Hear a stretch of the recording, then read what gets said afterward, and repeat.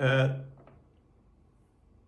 the Balalo Must Go campaign in Acholi, or to call it by its correct name, is the Banyankole Must Go campaign. It is an anti-colonial struggle that is taking place in Acholi today, in Acholi land, because the Banyankole have actually started a colonial project in Acholi, complete with a colonial governor.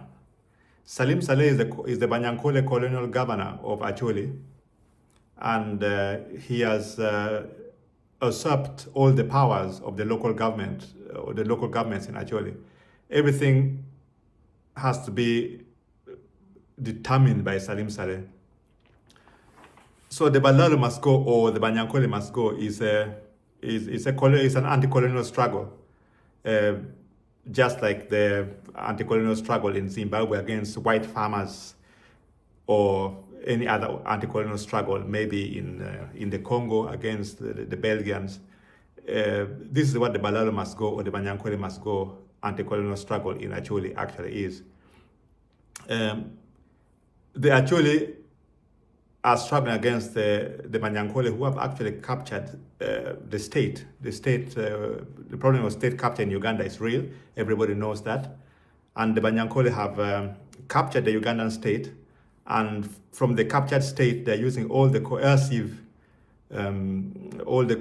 powers available to the black colonial state of Uganda, the Banyankole state, to actually dispossess actually of our land.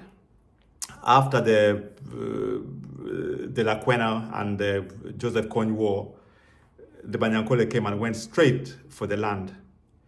They roam around fully armed in the Acholi countryside, perfectly, just as any colonialist would do. And they have actually taken over almost all the land, you would say, in Acholi.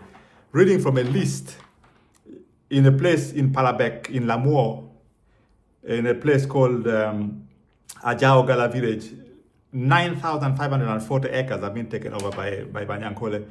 Tibagambwa Simon has taken 300 acres in just one location, in just one village, say.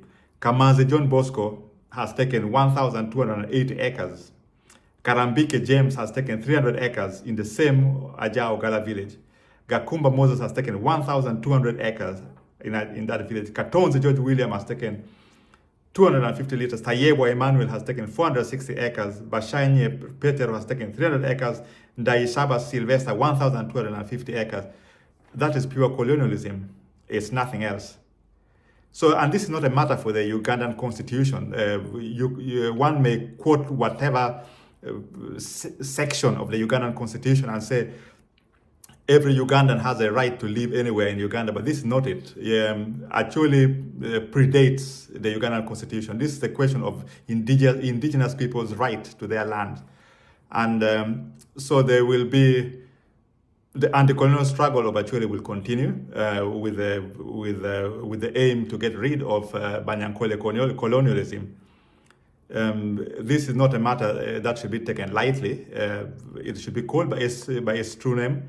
It's not possible to talk about Acholi living in other parts of Uganda, because we don't get buried. Acholi are not buried in those parts of Uganda. Whenever an Acholi dies, he's taken back home to be buried on in his ancestral land. So don't mention the Ugandan constitution, completely irrelevant to the discussion about Banyankole Must Go. This is an issue of total colonialism. It's an issue of state capture of the state by Banyankole, and it must end. So it's an anti-colonial struggle. The colonial governor of Acholi, the Ankole colonial governor of Acholi, Mr. Salim Saleh, has to leave Acholi land together with the other Banyankole who have grabbed Acholi land. It's as simple as that.